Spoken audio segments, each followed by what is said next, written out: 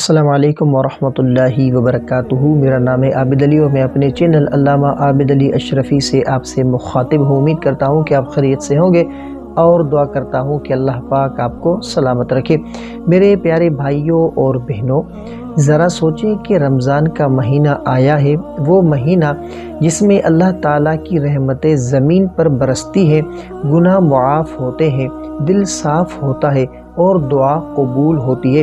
لیکن کیا آپ جانتے ہیں کہ ایک مختصر سی دعا ہے جو رمضان میں گناہوں کی معافی کے لیے سب سے زیادہ مؤثر ہے؟ تو آج ہم اسی دعا کو جانیں گے اور یہ بھی دیکھیں گے کہ اسے کس طرح پڑھا جائے تاکہ دل اور روح دونوں پاک ہو جائیں۔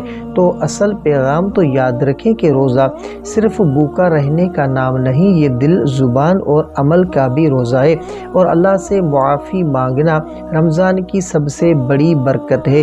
تو سب سے طاقتور دعا نبی کریم علیہ السلام نے ہمیں رمضان میں گناہوں کی معافی کے لیے یہ دعا سکھائی۔ کون سی؟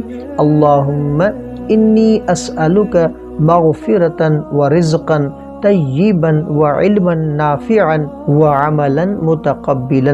ترجمہ کہ اے اللہ، میں تجھ سے معافی، پاکیزہ رزق، فائدہ مند علم اور وہ قبول شدہ عمل مانگتا ہوں۔ تو دعا کا طریقہ کیا ہے کہ دل کی گہرائی سے پڑھیں، بار بار کہیں اور یقین رکھیں کہ اللہ سن رہا ہے۔ خاص طور پر سحر، افطار یا رات کے آخری حصے میں پڑھیں، کیونکہ یہ وہ سب سے زیادہ قبول ہونے والے اوقات ہیں۔ تو صرف دعا کافی نہیں، گناہوں سے توبہ کریں، صدقہ دیں، دل صاف رکھیں۔ اللہ تعالیٰ صرف خالص دل اور عمل کے ساتھ کی گئی دعا قبول فرماتا ہے۔ تو میرے پیارے بھائیوں اور بہنوں، سوچیں کہ پورے دن کی بھوک، صبر اور عبادت، اور اگر ہم گناہوں کی معافی کی دعا نہ مانگیں تو ہمارا رمضان صرف روزہ رکھنے تک رہ جائے گا اور روحانی وہ سکون اور قرب الہی حاصل نہیں ہوگا۔ رمضان ہمیں صرف بھوکا رہنا نہیں بلکہ اپنے دل اور اعمال کی اصلاح بھی سکھاتا ہے۔ تو آئیں آج عہد کریں کہ رمضان میں روزانہ دل کی گہرائی سے یہ دعا پڑھیں گے، اللہم انی اسألک مغفرتا ورزقا طیبا وعلما نافعا وعملا متقبلا۔